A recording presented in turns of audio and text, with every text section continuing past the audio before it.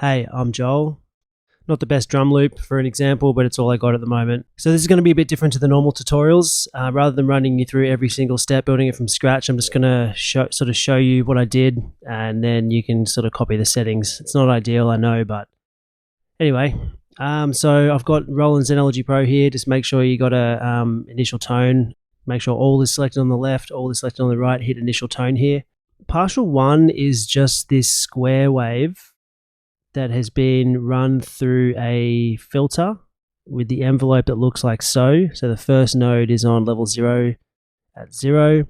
First one is at max highest amount and at 46. And the second one here is at 43. With mono turned on and unison on, the unison size at full and the unison detune pretty low, about 5 or 6. I've got it slightly sent to LFO2, very, very slightly. And LFO2 has tempo sync on to synchronize to eighth notes and key trigger. So every time the key is hit, it triggers the LFO. But that's really, really subtle, just for a little bit extra emphasis on the start of the note. On the first partial as well, on the amp envelope, I just took this first node out by 1. You can hold shift and move it in divisions of 1. So just to take that little click off the start. And I believe that the release, you can see in the top left here, the release time is set to 1 as well, as opposed to nothing, which is obviously 0. So put that on 1. And that's it for the first partial. The second partial, what I did was I went Pro Edit and then Utility Copy Tone Partial 1 and then Utility Paste Tone Partial 2. It copied everything from the first partial and pasted it onto the second partial. But then all I did was I changed the oscillator PCM sync to this sub-os wave. And I changed the filter settings and I brought the cutoff all the way down. And I EQ'd that one slightly. I took all the lows out of it, so without that EQ. But with the EQ, I've got the mid set at 5,251 Hertz, give or take around there, and cut out a bit of the highs as well. So those two together. And I turned the wave gain up on both of them as well to minus 6 decibels, defaults minus 12. And then from there, just add an amp. It's where you get a lot of the character, so without it, with it. And you can see what I've done here. Put on the bass setting, gain is 3.49, bass 5.86, mid 8.41, treble 4.05, presence 5.16, volume 7.30. It's on dual. I don't think it really makes a difference. Oh, it does. Whichever one sounds better to you. Then I just use the multiband compression plugin, the multiband dynamics plugin, and the multiband compression preset. I just changed a few of the settings. So I brought the low down a little bit. I changed the frequency on the low to about the 70 or 80 mark, just to really capture the low sub frequency. And then I took some of the output on the lows and the mids out a little bit and reduced the overall output. I've got a filter delay on here. So that filter delay, so without the delay, without the compression actually, with the compression, just sort of shape it a little bit, give us some of those highs. And then I added a filter delay on here. So I turned the left and right off. I just kept the individual left and individual right. Set the timing on 1 on the left, 1 millisecond, and 6 on the right. So without the filter delay, with it, just gives us that width, almost like a chorus effect. And I just made sure the volumes were about the same. I just looked at the levels here, made sure it was roughly even, and then put the dry level all the way up, because if you have this knob all the way down, you'll only hear these filtered settings, the filter here on the sides, and but with the dry all the way up, you're hearing the dry effect and that little very short delay at 1 millisecond and 6 milliseconds, so it gives us that width. Then I added a chorus here.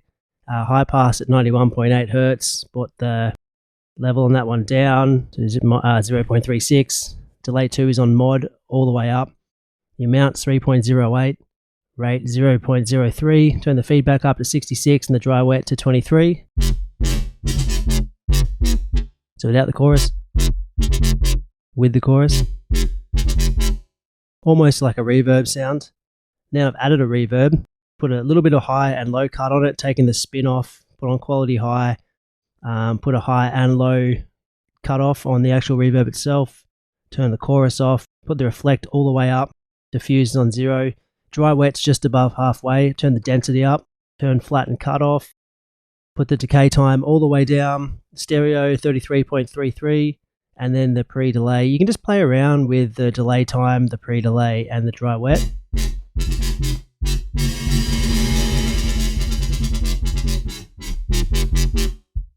So without the reverb, with the reverb, just puts it back a little bit. Not necessarily a good thing depending on what you want, but it just sort of adds that sound, that metallic sound.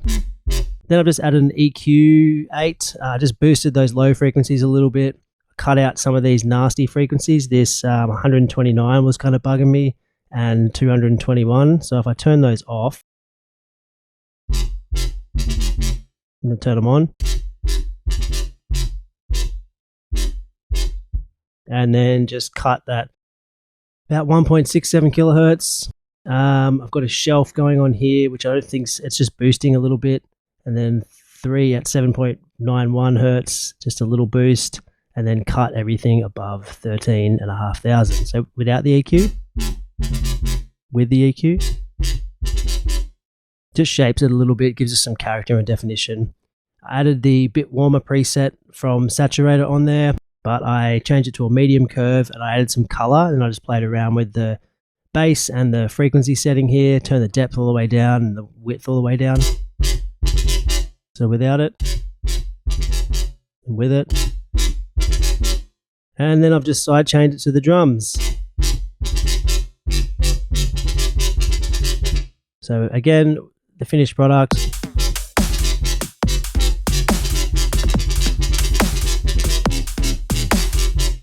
Yeah, sorry about that drum loop. It's not ideal. It's just an analog, as you can see. Virtual Analog Drum 1 by Vengeance.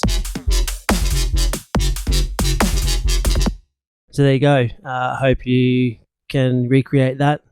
Sorry about the different style of tutorial, but I didn't really want to have to try to build it all again because there was a lot of trial and error and fine tuning. As you can see, fail, fail, fail. Let's have a listen and see the different ones. This first one that I played around with. Second one. Pretty weak. The third one. That's pretty cool. If I just add all of the effects from this success onto this fail here. Yeah, alright, cool. So let's have a look at that one. It actually sounds alright. So what have I got? So again, mono, unison, maximum size, not much detune. I've only got one partial going on here. Again, it's a square wave. The LFO on this one, I have from the filter is being sent to LFO1, but the LFO is on timing of 1 bar, so you're probably not really hearing that. But if we have that one long note, nope. I've got the amp envelope here controlling that sort of sound. So it's not the filter causing it to wub. It's it's both. But if I turn the amp sustain all the way up,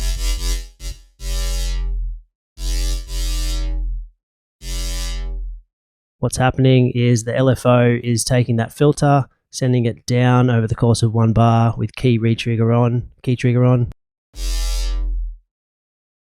But if I just bring that amp level down,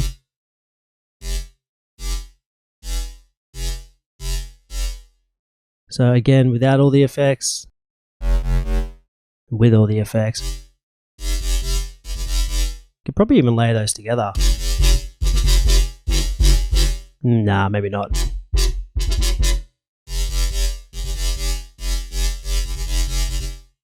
Keep the same melody. Let's try them together now with the same melody. Yeah, there's a lot of stuff going on there, too much bass. You could mix them together. You could like take out the subs and now layer them. I'm just going to take on this second one, the original one I showed you, I'm going to turn that second partial off.